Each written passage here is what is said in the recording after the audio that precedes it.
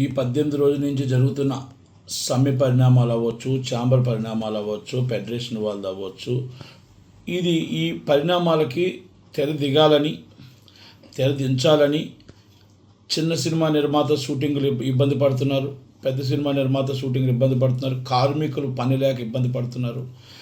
కనుక పని ఉన్నవాడికి పని ఉంటుంది, పని లేనివాడు పనికి లేకుండానే ఉంటున్నాడు. ఈ రెండింటికి తెర దిగాలని కోరుకుంటున్నాం ఇప్పుడు. కానీ ఏంటంటే ఇక్కడ నిన్న ఒక రూమర్ అవ్వచ్చు, నిజం అవ్వచ్చు, ఏదో అనిల్ గారిది ఏదో అక్కడ కేసులు ఉన్నాయని, ఆయన అబ్స్కాండ్లో ఉన్నారని ఏదో చిన్నవంత రూమర్గా చెప్తూ ఉన్నారు. అది నిజం అవ్వచ్చు, అబద్ధం అవ్వచ్చు. అది ఏమైనా ఆయన మీద ఉన్నది చిత్రపూరి కాలనీకి సంబంధించింది. ఈ ఫెడరేషన్కి సంబంధం పెట్టకండి. కార్మికుడు పని కావాలని కోరుకుంటున్నాడే తప్ప అగాధం కావాలని కోరుకోవట్లే.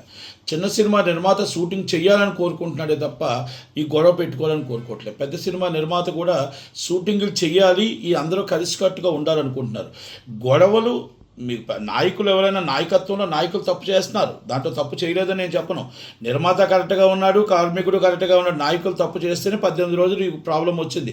ఆ నాయకులు తప్పు ఏదైనా ఉంటే కేసు రూపంగా ఏదున్నా as per legal, as per law ఏదున్నా మీరు కేసుల రూపంగా చిత్రపూర్ కాలనీ ఏదంటే మీరు రికార్డుగా అరెస్ట్ చేసుకోండి. కానీ దయచేసి దీనికి లింకులు కలపొద్దు.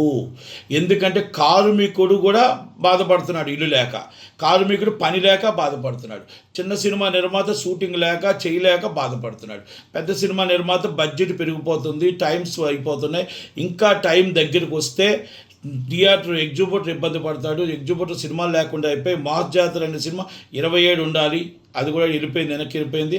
అంటే రాను మనకి అన్నీ కూడా సినిమాలు రిలీజ్ డేట్లు మిస్ అయిపోయే అవకాశం ఉంటే ఆ అవకాశాలు చాలా కష్టాలు వస్తాయి. ఆ తర్వాత టైమింగ్స్ రావు, ఫైనాన్షియల్గా అన్నీ కూడా దెబ్బతినే అవకాశం ఉంది. కనుక నేను లేబర్ కమిషనర్ గారిని, నేను రేవంత్ రెడ్డి గారిని, వీళ్ళందరూ కూడా, చిరంజీవి గారు క్లియర్ కట్గా చెప్పారు, వాళ్ళకి న్యాయం జరగాలి, చిన్న సినిమా నిర్మాతలకి న్యాయం జరగాలి, అలాగే పెద్ద సినిమా నిర్మాతలకి న్యాయం జరగాలని చెప్పి ఆయన పిలిచి మా బాధలు విన్నారు. పెద్దవాళ్ళు వచ్చి ముందు చెప్పారు, తర్వాత ఫెడరేషన్ వాళ్ళు చెప్పారు, ఫెడరేషన్ ఎవరైతే ఆ కార్మికులు చెప్పారు.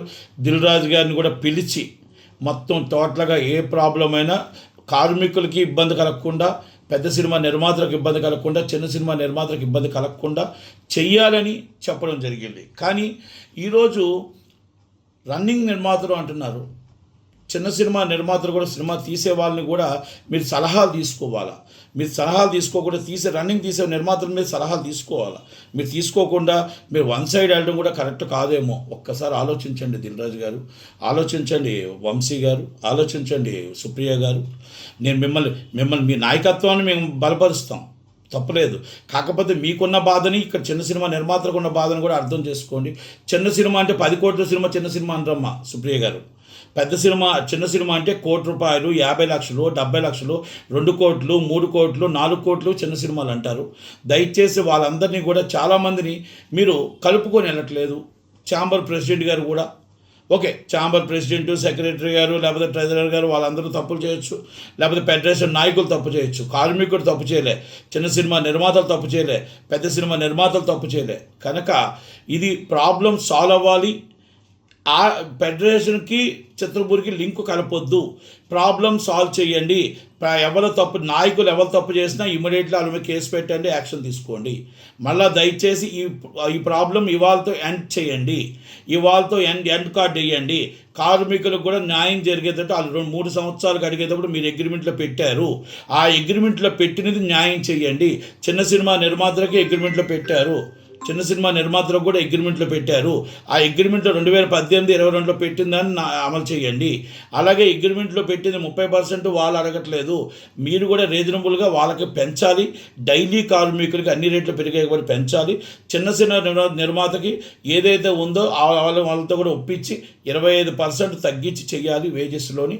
పెద్ద సినిమా నిర్మాతలు అందరూ కూర్చొని చేయాలని నా ఉద్దేశం తప్ప ఎవరిని ఇక్కడ కించపరిచేది లేదు. దయచేసి ఇవాళ ఎండ్ కార్డ్ వేస్తారని దిల్ రాజు గారిని, లేబర్ కమిషనర్ గారిని, సీఎం రేవంత్ రెడ్డి గారిని, అలాగే ఎవరైతే మాకు నాయకత్వం వహిస్తున్న సుప్రియ గారు, నాయకత్వం వహిస్తున్న వంశీ గారు, మైత్రి రవి గారు, చెర్రీ గారు, ప్లీజ్ రిక్వెస్ట్ ఎండ్.